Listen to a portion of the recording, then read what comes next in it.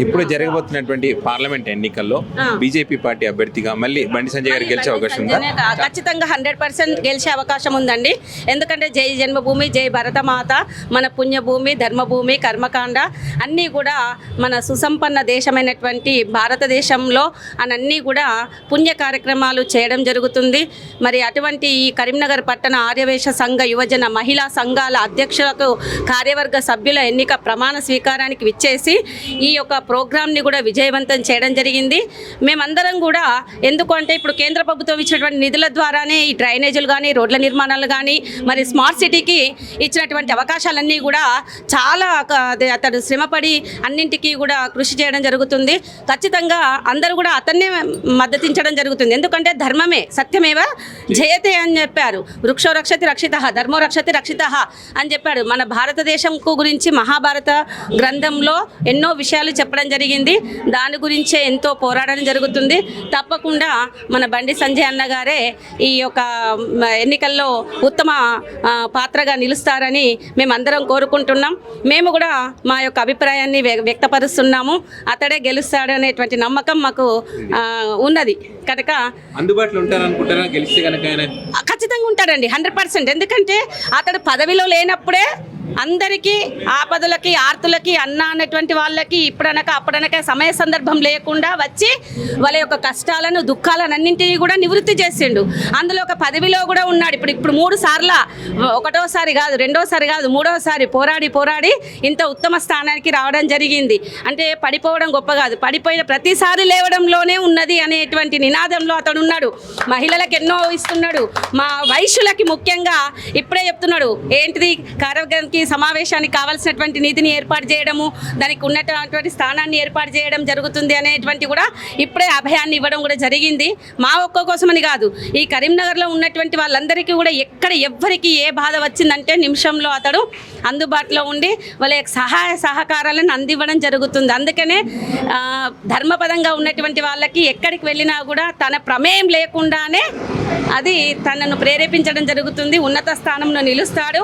ఉన్నత స్థానంలో నిలిస్తే తప్పకుండా స్మార్ట్ సిటీ అందరూ సుసంపన్నులుగా మారడానికి అది అవకాశం ఉన్నది. ఇది తథ్యం 100% రిజల్ట్ వస్తుంది. అది నాకు నమ్మకం ఉన్నది. చదువుకున్నాడండి బండి సంజయ్ గారు. ఇప్పుడు కూడా గురువు గారు నమస్కారం అన్నాడు. ఆయన దగ్గర ఉన్నటువంటి ఎంత ఆప్యాయత, అనురాగం, నేను ఒక మినిస్టర్ లెవెల్లో ఉన్నా కానీ నాకు గురువు అంటే ఎంత అభిమానం అనేటువంటిది ఆయన మాటల్లో వ్యక్తపరచడం జరిగింది. తర్వాత ఎప్పుడు కలిసినా కానీ ఏదైనా కానీ గురువు గారు మమ్మల్ని ఆశీర్వదించండి అనేటువంటి ఆయన కర్తవ్యం ఎప్పుడైనా కానీ, మొన్న ఎలక్షన్లలో పాల్గొన్నా కానీ గురువులకు ఆయన భారతీయ జనతా పార్టీ ఫస్ట్గా ఎన్నికైనప్పుడు కూడా గురువులకు మంచి అవకాశాలు కల్పించాలనేటువంటి, తమ ప్రభుత్వంలో అన్ని సహకారాలు కల్పించాలనేటువంటి ఉద్దేశము ఆయన యొక్క మాటల్లో వ్యక్తపరిచిండు. కానీ కాకపోతే ఏంది అంటే అవంతరాలు అనేటువంటి ఎదురైనాయి. ఎక్కడైనా కానీ మన కరీంనగర్ పట్టణంలో మీరు ఎవరినైనా అడగండి, బండి సంజయ్ అనేటువంటిది ఆయన యొక్క పేరు ప్రతి ఒక్క చిన్న పిల్లవాడికి కూడా తెలుసండి. మారుమూల ప్రాంతాలలోకైనా కానీ తెలుసు.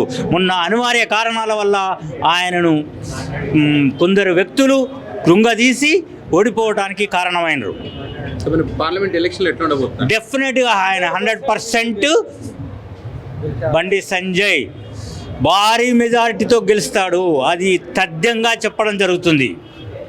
మీరు పక్కా మేమందరం కూడా బండి సంజయ్కే మా యొక్క ఓటు సపోర్ట్ ఉంటుంది 100%.